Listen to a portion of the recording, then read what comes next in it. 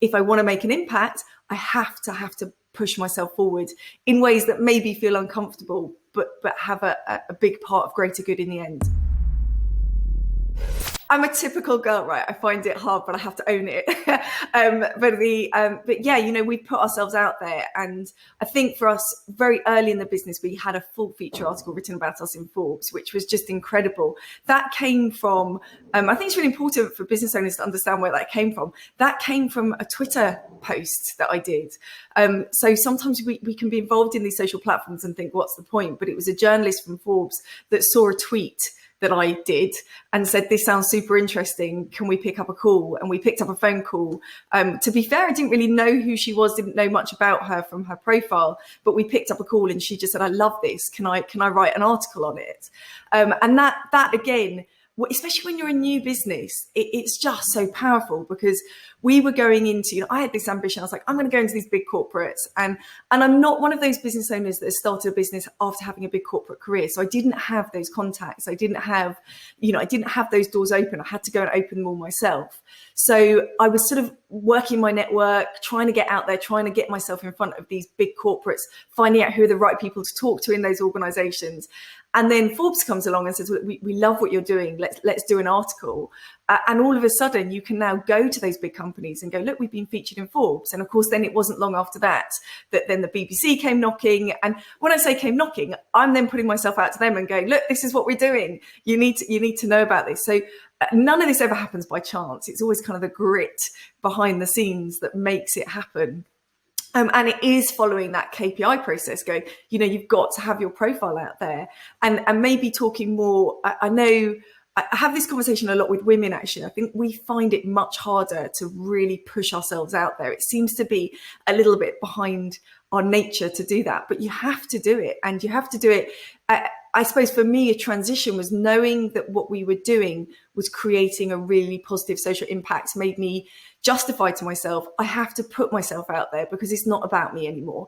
It's about making a social impact. So if I want to make an impact, I have to push myself forward in ways that maybe feel uncomfortable, but have a big part of greater good in the end. That's a pretty major insight that I think a lot of people miss, certainly around profile, is when you just said, you know, it's not about me anymore. It's about the social impact, or really it's just about whatever it is for anybody, whoever it is listening, right? I mean, you know, you see kind of women have the issue getting out there. I actually see it's man and woman, right? Because, in fact, I often find a lot of it's men, because they don't want to be the shameless self-promoter. They don't want to be seen as the egomaniac, right? It's the ego not wanting to be seen in a particular way, which is, of course, ironic, right? But and so I see at least men and women sort of 50-50 in terms of the concern, but they miss the point that, like you just said, it's not about you. Profile isn't about you. It's about amplifying the cause, the mission, the purpose, the vision, the values, whatever it might be. Yeah, absolutely good. And that's a really useful insight for me, because I guess I speak more to those female business owners, but it's right. There are many men that have that issue as well. And here's the thing, right? I think what happens is, everybody, we're all desperately searching for leadership. And if this world needs anything more than anything, it's good leadership.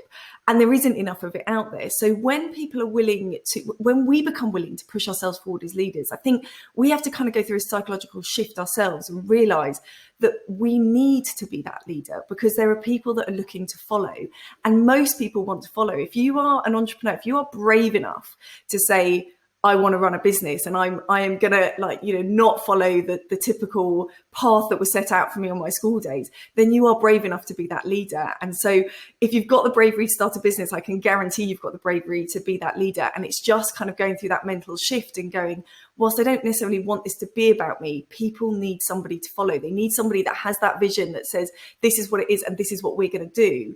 And if they don't have the person to follow, it just becomes it can become a kind of just a nice idea, but it doesn't really go anywhere. So we have to have that bravery to say, yeah, I will be that leader. I will push myself forward for others, but there has to be that key person of influence.